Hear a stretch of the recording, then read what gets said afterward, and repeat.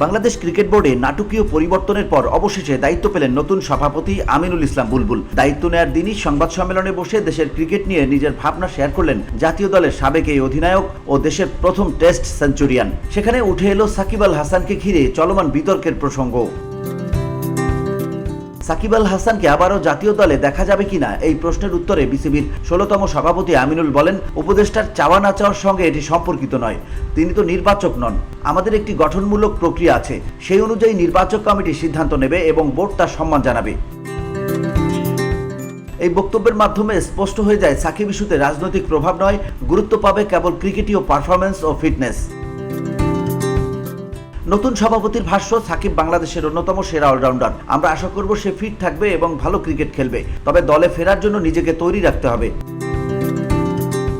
বলা বাহুল্য, সাকিবের প্রতিভা বা অবদান নিয়ে কারো সন্দেহ নেই, কিন্তু দীর্ঘদিন জাতীয় দলে না খেলা এবং মাঠের বাইরে থাকা অবস্থায় ফিটনেস প্রশ্নবিদ্ধ হয়েছে বহুবার। বসুন্ধরা, উত্তরা, বনশ্রী, কুড়িল ও বাড্ডা সহ রাজধানীর বিভিন্ন স্থানে অভিজাত ও অত্যাধুনিক মানের ফ্ল্যাট কেনার এক নির্ভরযোগ্য প্রতিষ্ঠান প্লেজেন্ট প্রপার্টিজ লিমিটেড। তাই আপনার স্বপ্নের আবাসনের জন্য আজই যোগাযোগ করুন।